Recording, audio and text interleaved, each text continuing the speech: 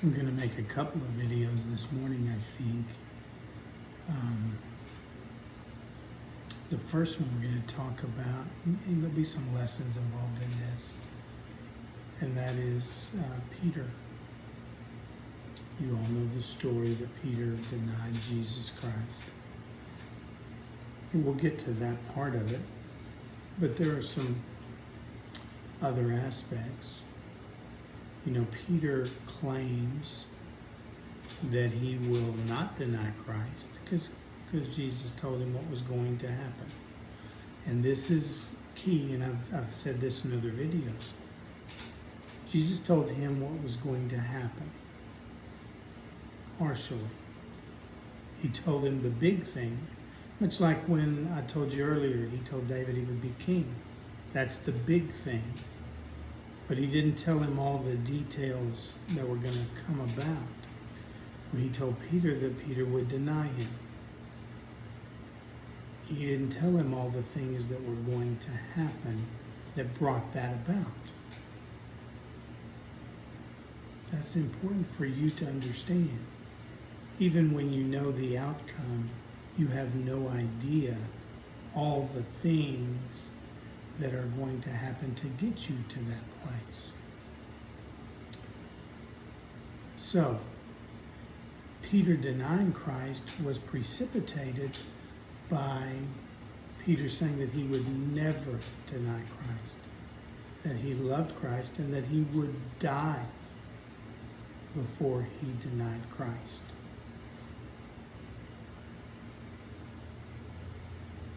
And if you know the story, you're going to see that both of those things are true. So Peter, they're in the Garden of Gethsemane. The betrayal takes place. The legion of Roman soldiers show up. And what does Peter do? Peter takes out his sword and he cuts off Malchus's ear. And then Jesus stops everything from happening, puts Malchus' ear back on, the whole thing. But understand, without Jesus intervening there, Peter was going to die. Because there was a legion of Roman soldiers, and whether you think that's 50 or 100 or 1,000, it doesn't matter. He's going to die. So Peter was indeed willing to die. But when that part gets done, Jesus is taken into custody, and now he goes through the various processes of the night leading up to the crucifixion.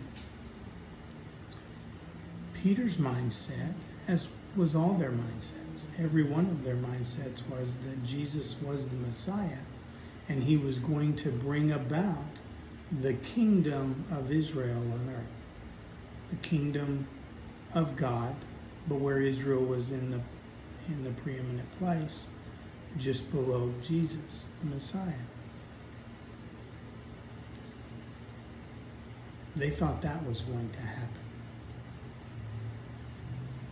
So see, he was willing to die when that was still in his mindset. But now Jesus is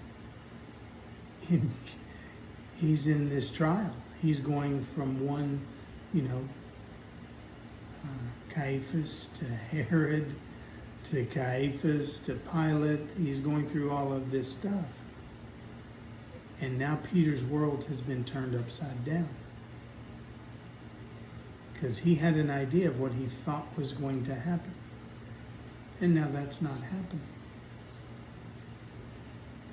So now he's challenged on being one of the ones who is following Jesus. Excuse me. And he does indeed deny him 3 times. And then the cock crowed. So Jesus told him exactly what was going to happen in his life. And that's what happened. The question that, and we'll get to some points about this, but the question is, could God do that? And I'm not equating Jesus and God. Jesus is the mature Son, so he can speak for the Father. The Huios, Huios. So he has the right to speak for the Father. Quick side point, Jesus started his ministry at 30. That's the age of maturity in a biblical sense. It's the age when the people who are going to work in the temple could start. So he started at 30. So he is the mature Son. He can speak for the Father. Okay. So could that be done for you? Could your life be told, this is what's going to happen before tomorrow morning? Well, certainly. That goes without saying, right? That's an obvious thing. Or it should be obvious, but I know it's not because it's not easy to think about. And nobody's going to do that for you. And even if they did, again, even if God did, he would tell you the big parts, but all the little parts that got you to the big part, he would not say. And I've already made a video of that with, when I told you about Moses and David and Joseph. Okay, point. First point before I go on to Peter. The first point is, and parents, you'll hear this from your children a lot. Well, if you tell them something, you tell them what they need to do, they don't do it. They say, and then something happens and it causes them some grief. And their response is, well, if I had known that was going to happen, I would have listened to you. And here's the point. The biblical point is, you don't have to know all the details of what's going to happen. You need to trust the one that has been put in place for you to listen to. You don't have to have a complete understanding of everything before you listen. That's very important. Now, all of this happens to Peter that brings him to the place where he does exactly what Jesus said he would do. But was Peter right? Was he willing to die? Yes, he was. Until things started happening that turned his understanding upside down. And now he's trying to figure things out on the fly. And not doing a very good job of it.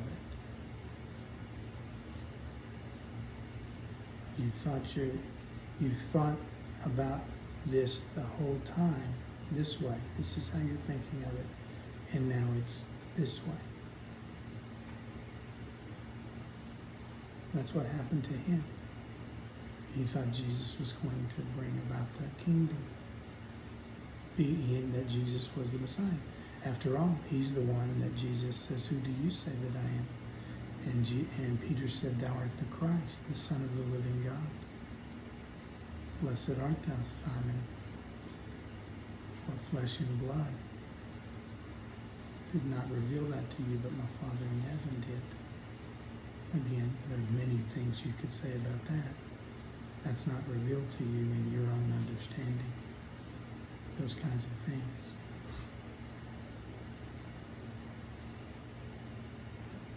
And I'll throw in quick side note here, the things that I've told you about other things, they're not revealed to you by flesh and blood. God will have to show you those things for you to actually get them.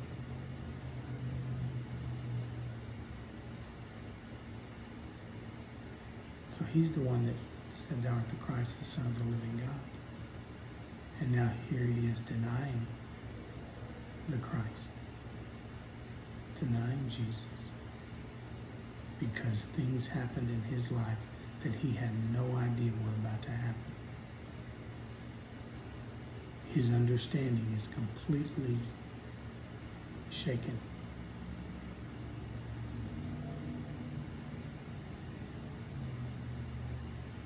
And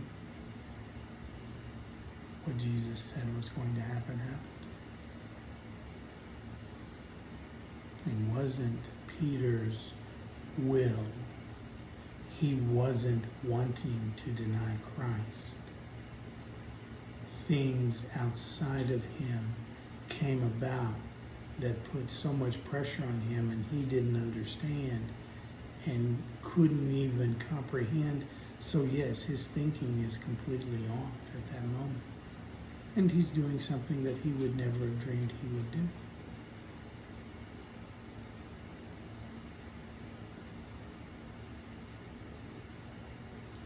Things will happen in your life that bring you to a place. Now, was that good for Peter? Absolutely it was.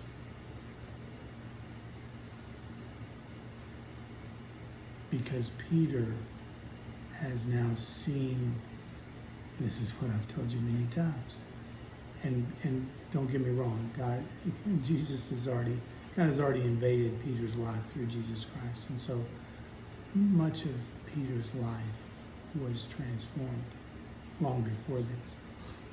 But this is the finishing touch to it,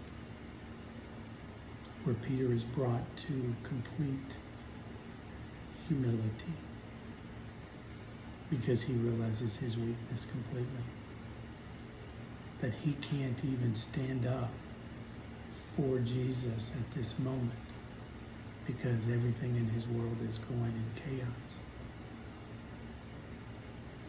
It ends up being good because he ends up being a much better leader of this group after this.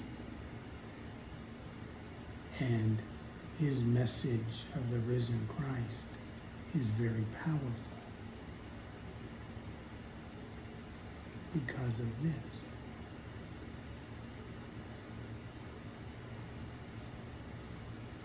I love you all.